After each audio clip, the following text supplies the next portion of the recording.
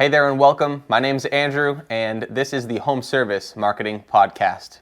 We're very excited to be giving you guys some content here, letting you in on the inside. We're going to be covering a range of topics. I got Steve here, the founder and owner of AdMachines. And we're going to be talking a bit today. Steve, what are we going to be talking about today? Well, Andrew, I figured, one of the hot topics that we have, especially in the beginning part of the year, our clients, they're looking to hire technicians. They need more technicians. I can't tell you how many calls we get a day to just, pause marketing campaigns because everybody's at capacity. So, how do we find talented technicians and put them on the road and have them working for our clients? So, right. Is it because no one wants to work, or maybe it's something deeper than that, right? And I think that's what we're going to hit on today. Well, I think one of the challenges that a lot of companies face is the revolving door, right? Like why, it's very expensive to hire a technician, right? I mean, you're talking minimum $5, $10, maybe $15,000, depends on the market, to find a good quality guy who can do it all. And, it's hard to find that diamond in the rough. And then when you finally do find that technician and he works for you and he's profitable and a year later he leaves, that's a huge amount of pain for an organization. So instead of talking about how do we go out and get a technician, I think that's another podcast, because that's, there's a system for that. Sure, different avenues. There's definitely different ways you can go about doing that, right? Yeah, absolutely. And there's different offers that you put together and ads that you can go out and put in place for recruitment. I think you have to take a closer look at your business and the culture in that business and ask yourself, do you have a business that not only attracts the right kind of technician, but retaining that individual for a long time, Right. I mean, why, it's tough when you hire someone and they jump from job to job to job, and you spend so much and you invest so much in tools, in training, education, and 12 months later they're gone. So yeah, and you're left wondering, why, right? And as a younger person, I've definitely, bounced around to a few jobs here and there, growing up, but the reason was the culture wasn't there, So I think it's important, and it'd be good for these companies to kind of realize, what am I offering these people? Why are they leaving? And if they're realizing it's the culture, maybe we could give a few tips on how to keep people and just how to build a good culture, right? I mean, I feel like here we have a great culture. People love coming to work here. We feel like we're actually, doing a job, a service that helps out a lot of people. And then, we also have fun here. And yeah, I think it's definitely a rewarding place. And you work for a good boss, right? You just got to feel like, you're part of a family. I mean, that's a big part of it too. You got to feel like you're being taken care of, that people care about you, and that you're doing something that's, benefiting people, Yeah. Taking advantage of, things like that. It's like, dude, we're in 2022. We got to start looking at things, in a more kind of, Well, newer. it depends what you want out of your business. Right. Do you want to just quickly go out and burn through people, or are you looking to build those long-term relationships and groom people from the time they start and get them to the point where, one day they might be running your business, So, those are some things to consider. And, what are the things that you can do to attract and retain top talent? The retention part is huge. So we're going to go through a few points here. But first, I just want to, I've been doing this for a long time, and I work with a lot of home service companies. And I've been inside of shops, plumbing shops, HVAC shops, electrical shops, and I'll tell you, I've seen a lot of interesting things that business owners do. I mean, I'll just give you a few examples. Like, Just recently I was at a shop, and the owner, he had video surveillance inside the trucks. There's a trust issue there, huh? Well, yeah. I mean, if I'm a top guy and I'm here to work for you, and you're watching me like I'm the CIA, But that to me is a cause for concern as a yeah, technician. maybe he's doing it to cover his own butt, though, right? You know what I mean? Like maybe he's doing it in case a customer, I don't know, like brings something up, and then he's got to go back to the tape to see if it's true. I don't know. I'm playing devil's advocate, But no, I agree. I mean, if you're feeling you're being surveillanced all the time, it's like, Yeah, surveillance. Not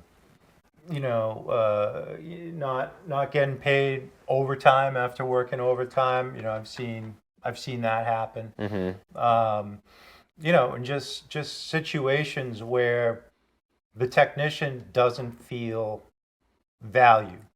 And you got to keep in mind one thing, like, doing the work is like 30% of what these guys do.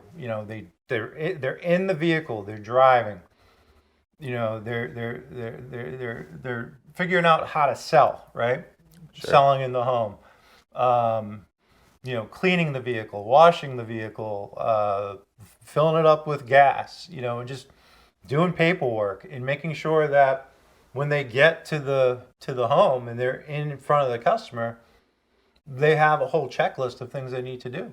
So there's a system there that, what can you do to take some of the pressure off and not only retain the talent, but make them more profitable, make them happy? Because I think it was Richard Branson. He said, there's a lot of companies focus in on keeping their customers happy, but Richard Branson said, let's make our employees happy, and in turn, our customers will be happy. Yep, definitely. So you got to take care. You got to take care of the guys that work for you.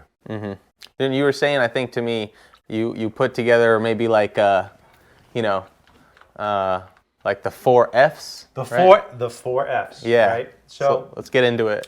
And this is just stuff that, just ideas, just brainstorming here, just conversations I've had with personal clients of mine over the years.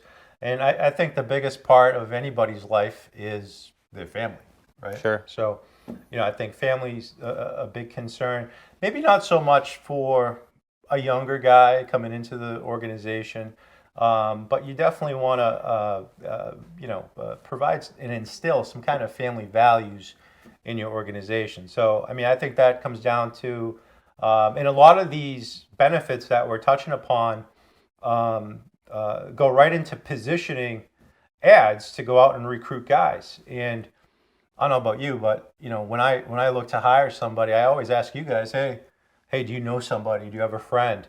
And a lot of these guys, they're in the supply house and they're talking to their other buddies who are in the trades, and that's just a great way. That's a great recruitment tool to get people to come work for you. Right, because usually if one guy isn't happy at his current place, there's a reason for that, and maybe his buddy isn't, or you got an opportunity to grab a couple of guys if they're not happy with where they're at. Yeah, absolutely, and I've seen it happen. You get 2-3 good hires all at once just because there's an opportunity. There's something different, right? Mm-hmm. So family. I think a lot of that comes down to work hours, right? Like, making sure I have a consistent schedule. That I have enough quality time with my kids, with my wife, that I can actually, go on vacation. I don't have to worry about anything. Maybe it's, not having to be on call all the time. I know in some organizations that's part of the job, but maybe you have some guys who don't want that, and you have some other guys that are much hungrier that can fill that gap. And those are the guys that do the on-call. Yeah, finding the balance of, maybe find a balance where, hey, look, just we're strapped right now. We need to just do a rotation of call. I mean, that's just kind of how it has to go. But yeah, no, it's not always going to work out like that. And I will just say, to your point, as having a newborn at home, 5 months old, the family thing has never felt more, stronger to me. I definitely feel that, man. you get a different perspective, once you have your own family. So it's feeling like we have each other's back here. That's what you want to bring into your organization, into your culture. You want to make sure that these guys know you have their back, because then they're going to want to be able to have your back. They're going to work as hard as they can for you. Yeah, and you know what? We're not culture experts, right? Not by any means. I've made my share of mistakes throughout the years with talent, and all this stuff is pretty much just common sense. A big thing that I've seen recently, and one of the tools that attract top talent would be, putting in place, something like a 4-day work week where you work 4 10-hour days. And, I'm not an HR guy or an attorney or, I don't know what's legal or not legal in your state, but to me, that sounds pretty attractive. 4 10-hour days. I have 3 days off. And if that's something you can pull off and you have enough technicians to do that, then, that could be a great system. Yeah, definitely. So, family first and foremost, that's on the technicians' minds. Even younger guys who, have relationships with their parents and girlfriends and fiancés and all of that, they're just thinking about where they're starting off, right? So I think the next thing is probably right up your alley, right? Fun, right? That's the next F. And, that's just pretty simple for me. Yeah, no, I agree. It kind of goes along with family too, right? Family does things together. They create, bonds and they spend time together. So I think having fun and making sure that your employees feel appreciated, those kind of go hand in hand, right? Family and fun. There's a lot of different ways you guys can be having fun too, right? Got all sorts of options. There's the traditional things, just take them on little outings, bowling, something like that, having breakfast for the guys at the shop, a lot of companies do that. Barbecue. Have a barbecue, yeah. You take a trip to, an amusement park or a fishing trip on the weekend. Yeah. Also, let us know, what you guys do for fun. If you guys are watching right now, some of the things you do for your culture, to have some fun, right? We can share some ideas. That'd be great. There's all sorts of things you can do. You can plan out a hike, I guess. If there's a down week or something where I don't know if I'd do a hike. You don't want to go hiking? No, I don't want to go hiking. All right. No, I would do something. I would definitely go fishing. Sporting events, football games, baseball games. Yeah. Anything like that. You can go hiking. Okay. I'm going to spend some money on my guys. Make sure that they're happy. I'll just go take a hike, I guess. I'll tell you, I have a client, Tim Stewart, the official plumber of the Elvis estate down in Graceland. You know what he does for his guys? And this is family and fun. He actually has a personal assistant where that woman, she purchases gifts on everybody's birthday, and the wife, the kids. I call him Santa Claus because he's always buying gifts for his guys, and that's just a cool thing for him to do for his business. Now, I'm not saying you guys have to go out and break the bank, but you definitely want to position yourself in a way where you're different. You're different. Why should I come work for you? Because at the end of the day, it's not like you're hiring somebody to do something that's not skilled. And with the shortage of technicians going through trade schools, it has to be unique and different, and there has to be an opportunity for these things. Oh, definitely. Family, fun. Next, one of the topics I like to talk about with my clients are the financial side of the business. And all the things that you can do as a business owner to really make a position attractive, right?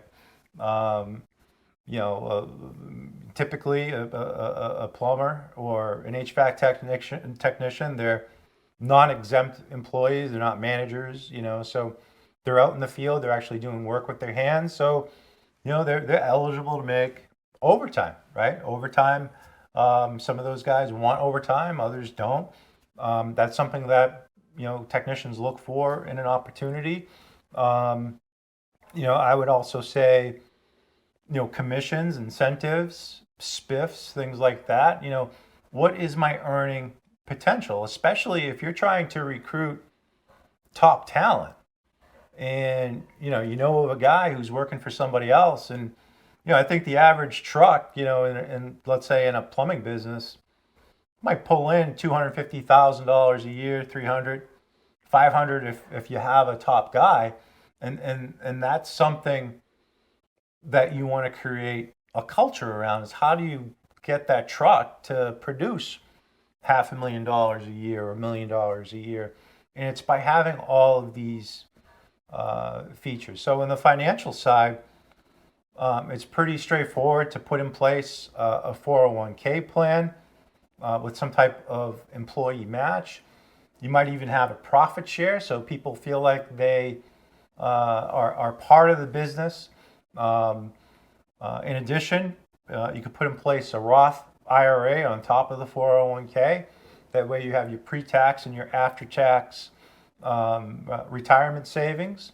For those plumbers, who have families, or technicians who have families, you might want to put in an HSA account where they can use savings for health purchases.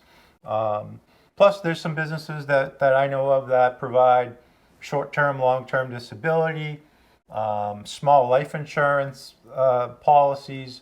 So the guys are taken care of. They have PTO, paid holidays. All of that goes into attracting top talent. Sure. Because at the end of the day, if you're not offering those incentives, there's somebody else that will.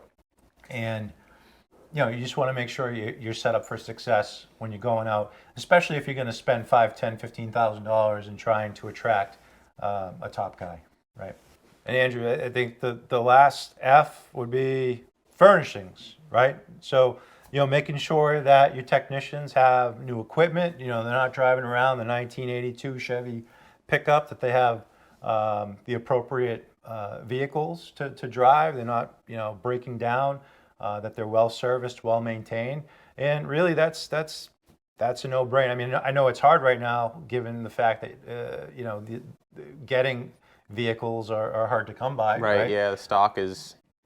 But at the end of the year, that's a write-off, right? It's not like you're putting out that cash is coming back to you as a business owner. Computers, maybe they're dispatched from home. That gives them some more time with their family. They have tools, fresh uniforms. Yeah, and if they're a younger guy, with these new tools and technology that we have and everything, having an iPad, where they're not having to handwrite their contracts and stuff. It's these things that might seem like a lot, but it can make a big difference. Yeah, maybe you have somebody, you have a CSR in the office, and instead of them writing everything out, they just call it in, and that's taken care of for them, so they can go and focus on making you money, and they're happy. And at the end of the day, that's what this is all about: making sure that you have a culture.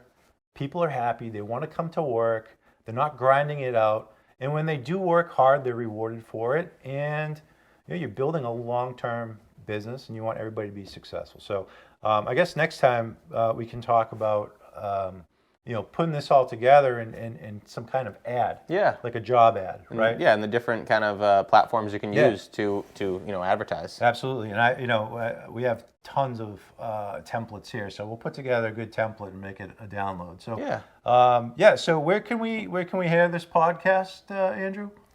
The podcast can be found on all platforms where a podcast is available. You got Spotify, you got YouTube, you got iTunes, Apple.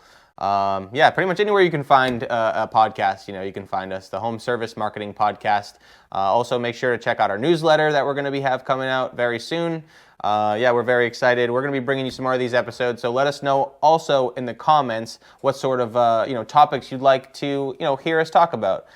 We've been doing this for a while now, and I think we've got a pretty good handle on how things roll in the digital marketing era of home service marketing. Yeah, so. Homeservicemarketing.com. That's where you can find this episode. And Andrew, when was the last time I told you I valued you as an employee? You want me to be honest? I think it was just 10 minutes ago. Yeah, I talked to your mom. Yeah, it's true. All right, well, that's it. That's a wrap. All right, man. Thank you so All right. much, guys, for Thank checking you. out the podcast, and we will see you next time. All right, great.